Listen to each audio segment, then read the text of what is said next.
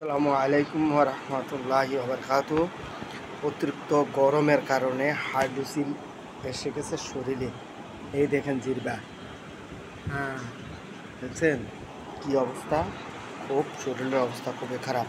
আর hydrocele এসে গেলে শরীরে রগে রগে চিনচিন চিনচিন করে ব্যথা করে।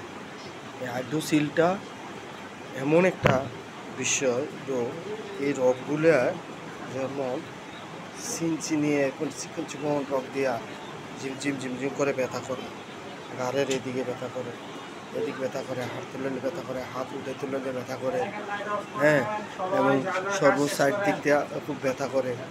এরকম খারাপ লাগলে আপনারা এই গ্লুকোজ দিয়া আপনারা ইয়া করবেন, খাবেন। গ্লুকোজ যদি বারবার খান এবং ইয়া করেন, তাহলে আপনারা অনেক উপকৃত হতে পারবেন। তো ইনশাল্লাহ এখান থেকে আপনি অনেকগুলি কাজ, যেমন স্যালাইন, গ্লুকোজ, তারপর রাইসেলাইন এবং পায়খানা ঠিকমতো হচ্ছে কিনা, গরমকাল যেহেতু আপনারা খুব সতর্ক থাকবেন ইনশাল্লাহ। আসসালামু আলাইকুম ওয়া রাহমাতুল্লাহি ওয়া বারাকাতুহু। ভালো লাগলে ভিডিওটা শেয়ার করবেন। ধন্যবাদ। সকলের প্রতি দোয়া রইল।